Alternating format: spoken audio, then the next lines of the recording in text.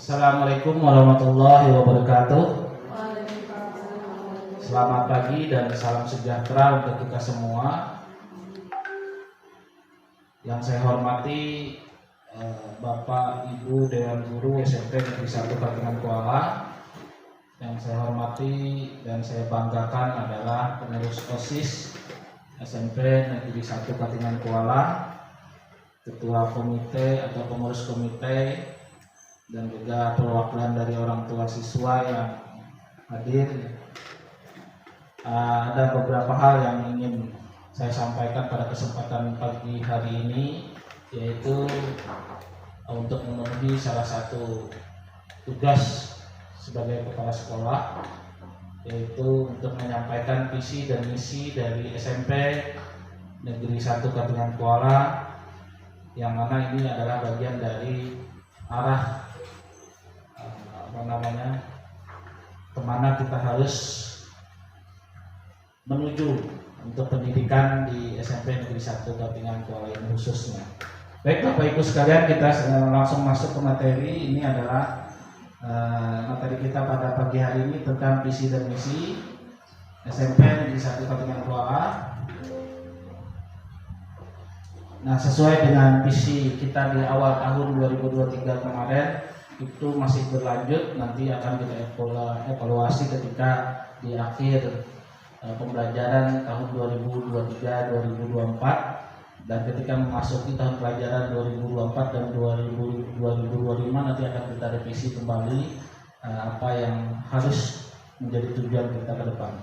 Sementara yang ada ini adalah visi kita tetap hebat.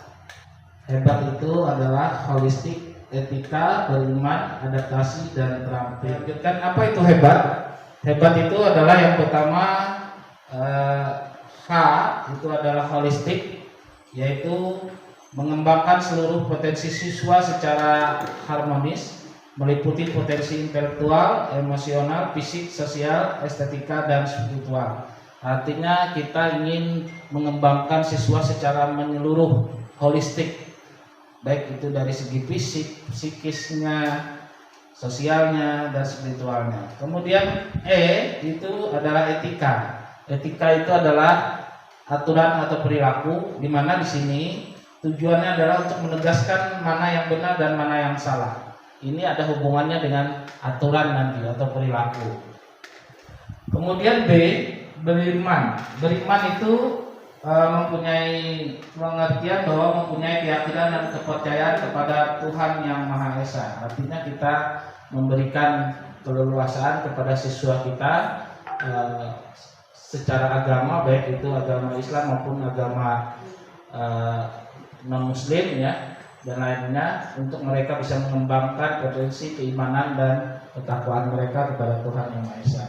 Kemudian adaptasi, di mana pembelajaran yang diharapkan itu adalah selalu siap dan menghadapi perubahan dan penyesuaian kurikulum pendidikan yang berpusat pada peserta didik.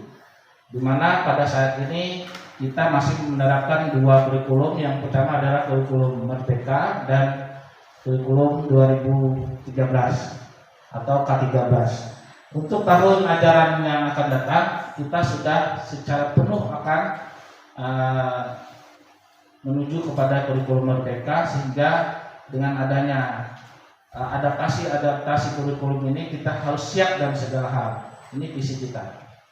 Intinya kurikulum itu adalah berpusat kepada siswanya, bukan kepada gurunya. Apa yang menjadi tujuan siswa yang ingin diharapkan, itulah yang menjadi yang kita buat rancangan dan jalan kurikulumnya. Yang terakhir adalah T, bagian artinya adalah terampil, yaitu melakukan tindakan, aktivitas atau pekerjaan dengan cekatan, gesit, lincah, dan mampu menemukan teknik bertindak dengan sistematis. Artinya ini mempunyai feel, mempunyai kemampuan untuk membaca sebuah keadaan yang itu dia bisa menyelesaikan keadaan itu dengan cepat. Artinya ketika ada masalah, ketika ada sesuatu yang ingin diinovasi, ketika ada sesuatu yang ingin dikreasikan, dia bergerak cepat untuk mencarikan solusi untuk memberikan gambaran-gambaran melakukan sesuatu itu. Artinya tidak statis pemikirannya, tapi terus dinamis, bergerak. Nah, ini adalah visi kita. Kemudian kita ke misi. Nah, adapun misi penjabaran dari visi itu adalah dengan menumbuhkan penghayatan terhadap kesadaran beragama yang dianut. Ini mengakomodir tentang keagamaan, menyelenggarakan pembelajaran berbasis teknologi informasi dan komunikasi sebagai sarana dan sumber belajar. Harapannya, kurikulum yang ingin kita sampaikan kepada siswa itu adalah berbasis digitalisasi teknologi. Nah, aplikasinya terhadap pembelajaran di sekolah, harapannya adalah guru dalam memberikan pembelajaran itu tidak lepas dengan digitalisasi, baik itu dalam menyampaikan materi seperti menggunakan media pembelajaran, maupun juga dengan teknik evaluasi yang juga menggunakan digitalisasi. Kita sudah mungkin melaksanakan dengan ulangan berbasis komputer dan sebagainya. Harapannya ke depan seperti ini. Kita manfaatkan teknologi sebagai sarana belajar kita. Apalagi saat ini media referensi pembelajaran, media-media pembelajaran itu sudah sangat banyak sekali di internet. Nah, silahkan Bapak Ibu dan anak-anak juga nanti, ayo jangan tabu terhadap teknologi. Kembangkan pembelajaran yang medianya nanti lebih banyak ke teknologinya. Karena saat ini kalau kita hanya belajar secara manual, belajar secara klasikal, anak sudah bukan zamannya lagi. Anak saat ini adalah generasi sudah generasi Z ya, bukan milenial lagi. Milenial itu adalah generasi kita. Saat ini generasi anak adalah generasi Z yang mereka saat ini sudah terbiasa dengan teknologi. Jadi kita tinggal mengarahkan mereka bagaimana fungsi teknologi itu bisa menjadi kawan mereka untuk sebagai media belajar. Nah, ini yang mau kita arahkan misi kita. Selanjutnya misi kita adalah mewujudkan belajar sepanjang hayat yang memiliki kompetensi global yang mencerminkan perilaku pelajar Pancasila. Kita berharap dengan adanya media yang sudah begitu luar biasanya di alam jagat raya ini, artinya referensi pembelajaran itu sudah tidak sulit lagi untuk dicari.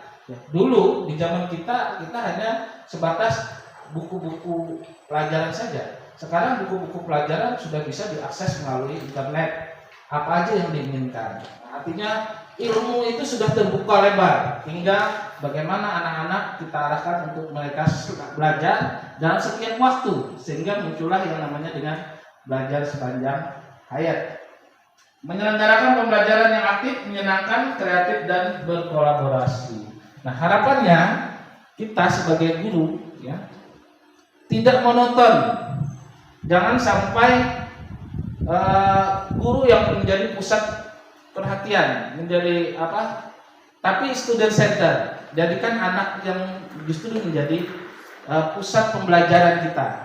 Artinya yang kita pikirkan tidak hanya bagaimana saya bisa menyampaikan ilmu materi sebanyak mungkin, tidak, tapi bagaimana siswa itu bisa menerima ilmu yang kita akan ajarkan. Jadi mengarahnya ke siswanya, bukan ke sayanya, bukan sayanya yang pintar, tapi bagaimana siswanya yang pintar. Seperti itu.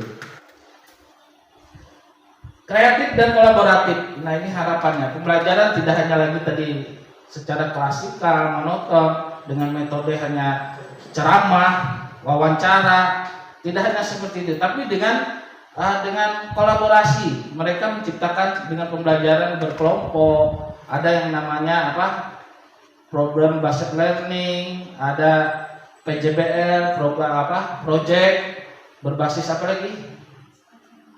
Kan banyak sekali ya pembelajaran yang memunculkan minat siswa yang secara kolaborasi.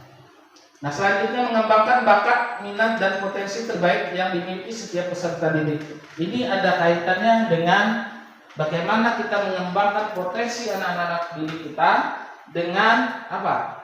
Menyalurkan bakat minat mereka melalui apa? Baik itu kegiatan ekstrakurikuler, ya, maupun kegiatan-kegiatan lainnya yang kita bisa fasilitasi. Anak yang punya bakat di bidang olahraga, ya kita fasilitasi.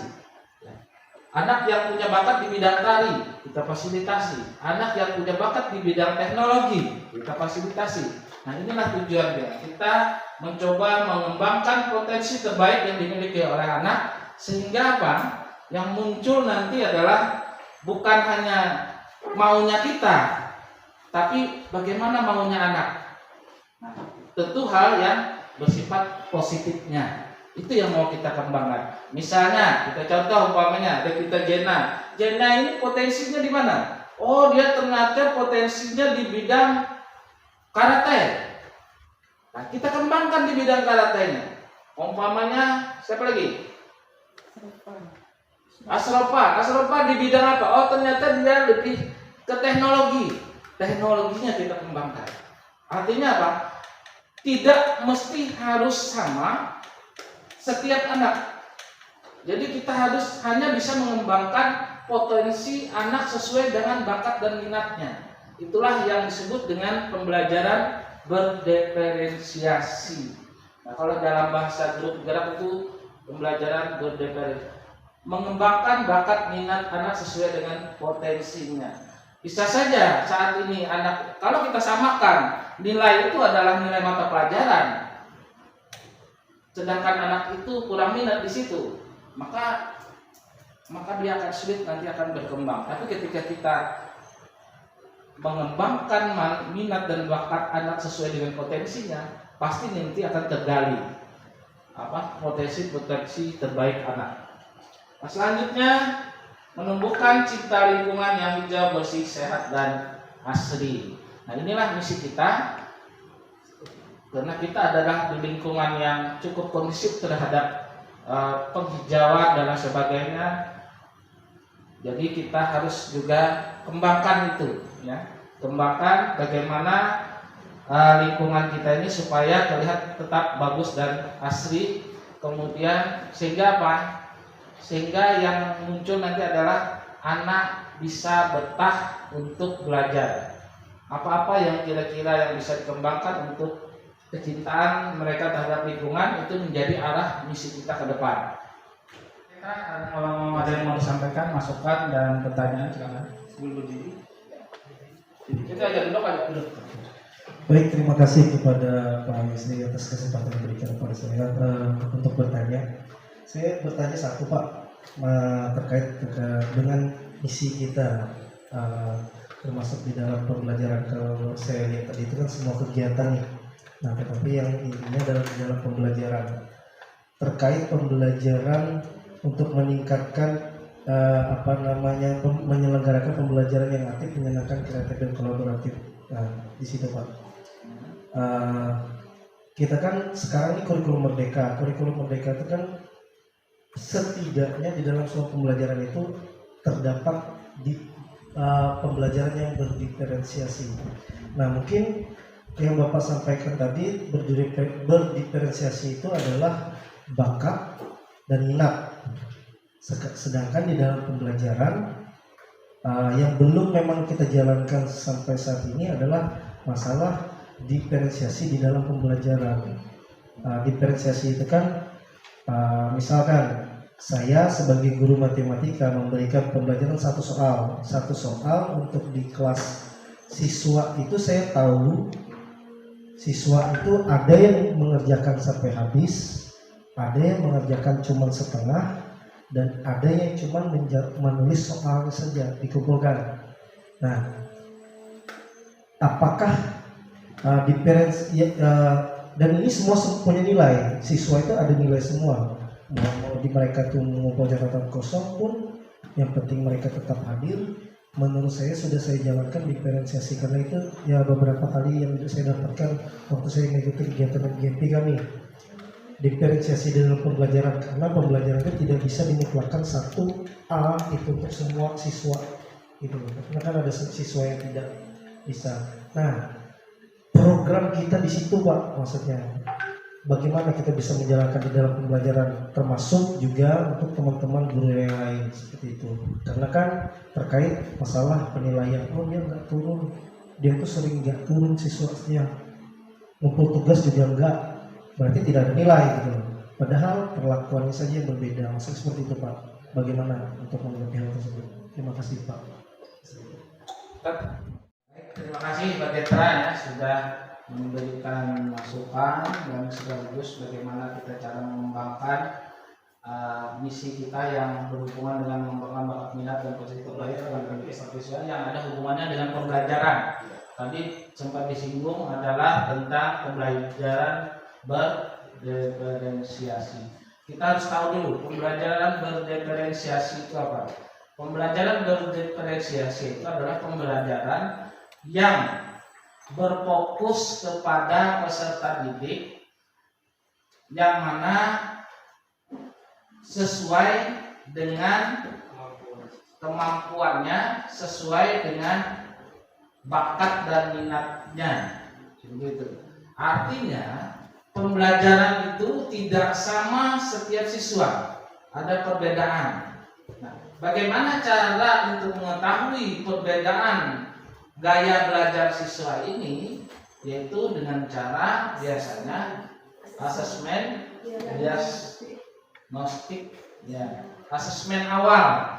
Nah, disitulah nanti akan ketahuan dari asesmen awal itu akan kelihatan mana yang siswa lebih kepada visual, mana siswa yang lebih kepada auditorial, mana siswa yang lebih kepada kinestetik.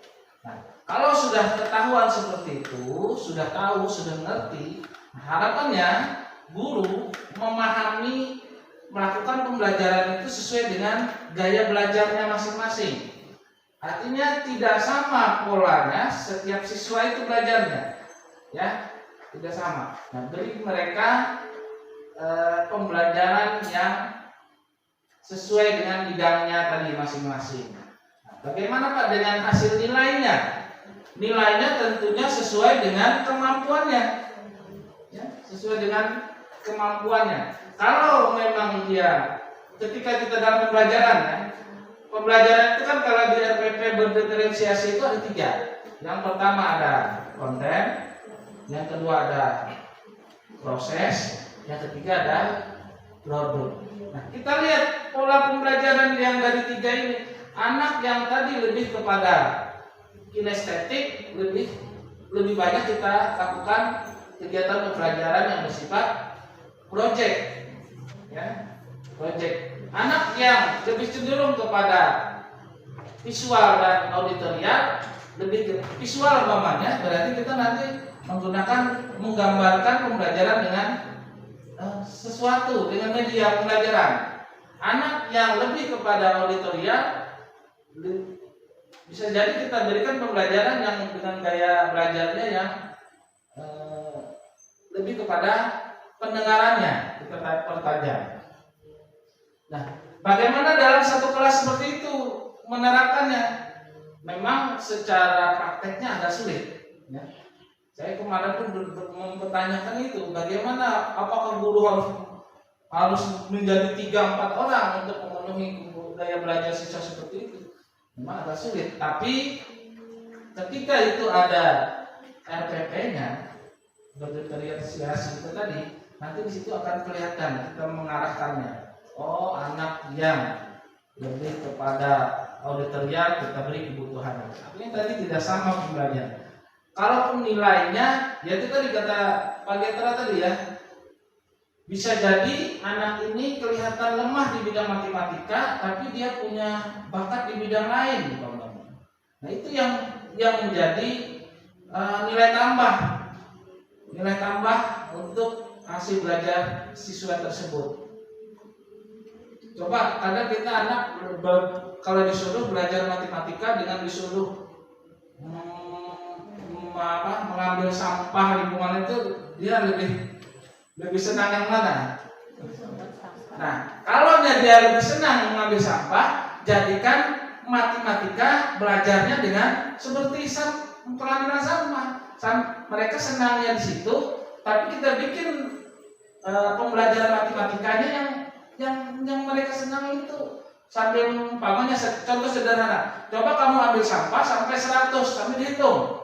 Itu kan belajar matematika juga, dia menghitung. Nah, kamu pilih mana sampah yang apa namanya, plastik, ada yang organik, mana? Coba kamu pilihkan berapa yang organik, berapa yang berapa yang artinya gitu. Kita ambil yang kesenangan mereka dulu apa? Masukkan pelajaran kita di situ. Jadi seperti itu, ya, pola pembelajarannya. Tidak takut hanya dengan, makanya dikatakan kurikulum merdeka kan? Merdeka dengan pola belajar anak itu seperti apa? Tapi tetap harus ada namanya capaian yang ingin kita capai terhadap pembelajaran tersebut. Umpamanya dalam bahasa Inggris, apa yang senangnya? Mereka belajar seperti apa yang senang?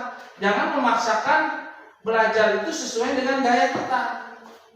Gaya kita mau terlalu tinggi gaya belajarnya, pokoknya anak nggak sanggup itu. Kalau memang anak hanya bisa mengucapkan I love you dan lain sebagainya sedikit ini, itu yang coba dikembangkan. Jangan memaksakan harus yang percakapan yang tinggi dan lain sebagainya. Sesuaikan dengan gaya belajar karena akan sia-sia juga kita belajar semakin memberi materi mati-matian terlalu tinggi, ternyata ketika ditanya ngerti nggak, ketika dia evaluasi hasilnya bagaimana, tidak sesuai dengan capaian yang diharapkan. Mungkin begitu ya. Nanti pola belajar kita intinya mengarah kepada siswanya. Ini siswa kita kan sebagai guru harusnya sudah memahami siswa kita ini sebenarnya dia lemah di sini, tapi dia punya kemampuan di sini. Nah, itu kita kembangkan. Artinya jangan disamakan ini. Setiap anak ini sama semuanya. Ketika soal sama semuanya, jangan. Sesuai dengan bidang masing-masing. Jadi seperti itu.